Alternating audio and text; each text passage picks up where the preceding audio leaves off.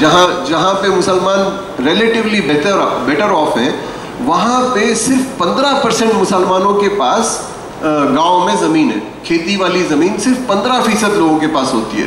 तो ये नंबर जो है, जब इतना कम है तो हम एक्सपेक्ट ये करते हैं कि हिजरत ज़्यादा होनी चाहिए, खुसूसन जब गांव में परेशानी ज़्यादा होने लगी, लेकिन उसके बावजूद माइग्रेशन लेवल गिरता जा रहा है। ये वो कह रहे हैं कि पहला पॉइंट वो बताना चाह रहे हैं।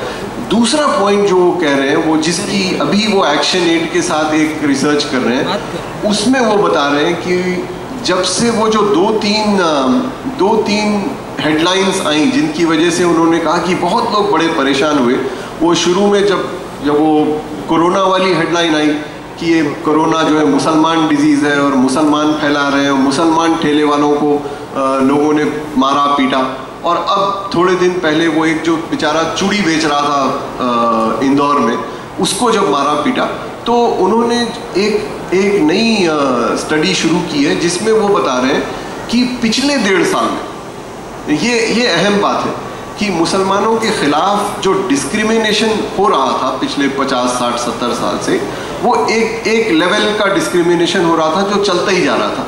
लेकिन वो कह रहे हैं कि कोविड के बाद ये बहुत साफ एविडेंस समझ में आ रहा है कि वो लेवल ऑफ डिस्क्रिमिनेशन तकरीबन 2 गुना बढ़ गया है।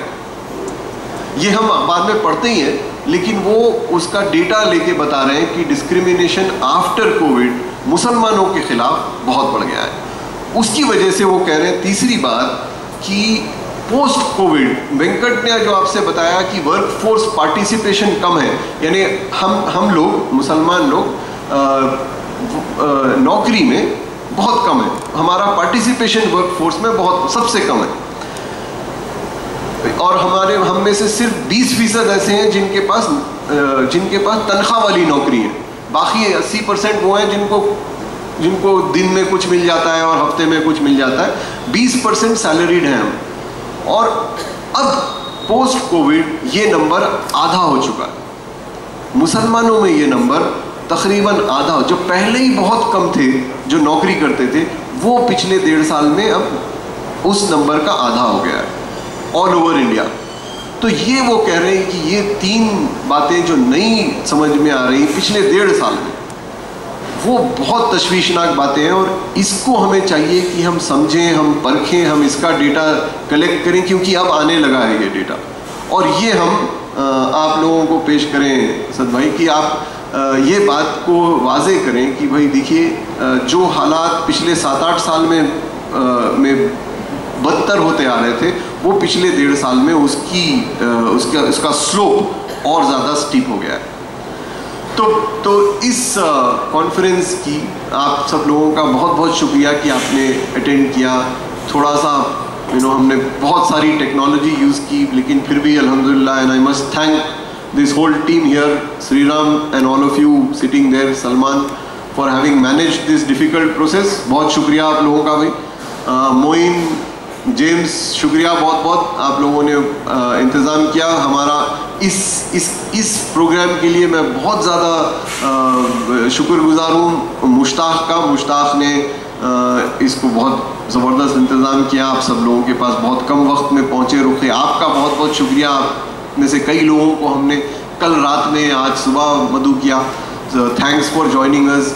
I know that this underlines the fact that you are all very concerned about what is happening, and आप लोगों की वजह से हमको एक तो ये बात फैलाने में मदद मिलेगी, ये लोगों को समझाने में मदद मिलेगी कि हम अगर इस बात का दुखड़ा रोते हैं कि मुसलमानों की हालत कमज़ोर है, तो क्यों रोते हैं। इट इज़ नॉट जस्ट कि एक इमोशनल बात है, वो सारे जो डेटा और एविडेंस पॉइंट्स हैं वो आपके साथ हैं, वो आपके पास है, जिसकी वजह से हम सबको बताना चाह रहे हैं कि क्यों हम चाह रहे हैं कि इस रियासत की तरक्की के लिए, इस मुल्क की तरक्की के लिए ये ज़रूरी है कि जो सबसे कमज़ोर तबका है, जो सबसे गरीब तबका है, वो और कमज़ोर और गरीब ना हो जाए। और आदाद व शुमार ये बता रहे हैं कि वाकई वो तबका और कमज़ोर और गरीब होता जा रहा है। इस वजह से ज़रूरी है कि हमारी रियासत, हमारे चीफ मिनिस्टर ये बात को समझे, और वो उनकी जो मुहिम है कि स्टेट जो है वो बंगारू हो जाए, वो तभी होगा जब वो नीचे के 20% गरीब उनकी हम मदद कर सकें। तो in effect, in summary, and I must thank so many of you who are here, जिन्होंने हमारी बात हमेशा समझी है और हमको एंकरेज किया है इस बात को आगे बढ़ाने में, कि आप सब लोगों का बहुत बहुत शुक्रिया। जो आखिरी बात मैं कहना चाह रहा था, जो बड़ी हेडलाइन मैं बताना चाह रहा हूँ आज की, वो ये कि हम ये कह रहे हैं कि हमारे पास अब तेलंगाना में 9 लाख मुसलमान घर हैं, 9 लाख घर हैं मुसलमान, राइट। इन 9 लाख घरों में अगर हम सबसे गरीब, जो सबसे गरीब 9,000 घर हैं, यानी 1%, हम ये नहीं कह रहे कि 50,000 घरों को या 60,000 घरों को, हम ये कह रहे हैं कि अगर आप सबसे गरीब 9,000 घर, ये कौन 9,000 है?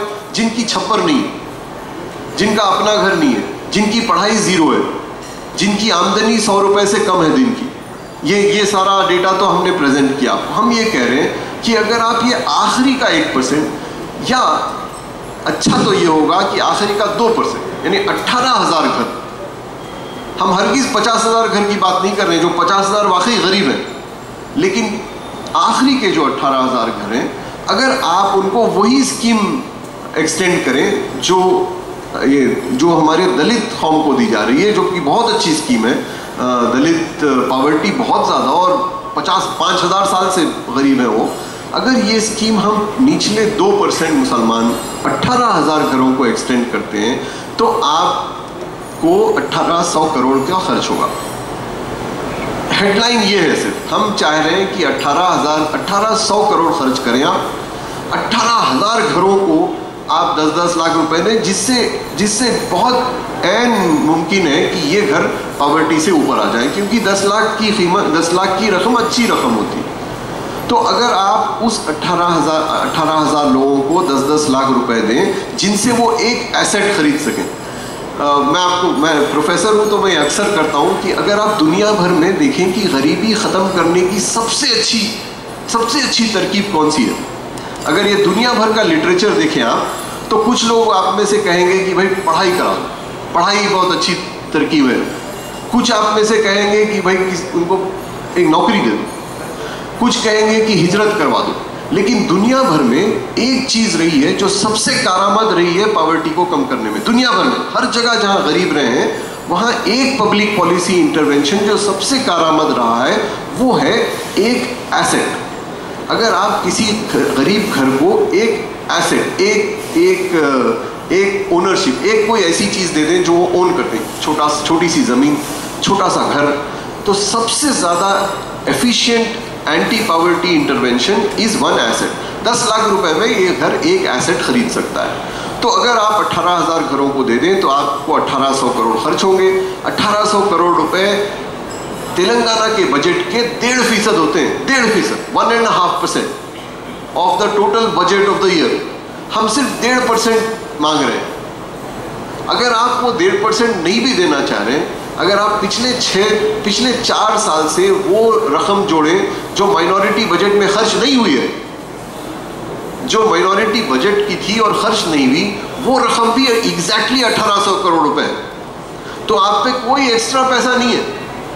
आपको वही स्कीम जो आप कह रहे हैं बहुत अच्छी स्कीम है, हम कह रहे हैं बहुत अच्छी स्कीम है, वो आप ये 2% पॉपुलेशन पे खर्च करें, मुसलमान आबादी भी कम गरीब होगी, तेलंगाना भी बंगारू तेलंगाना हो जाएगा। बहुत बहुत शुक्रिया। मैं इनवाइट करूं जनाब असदुद्दीन ओवैसी साहब को।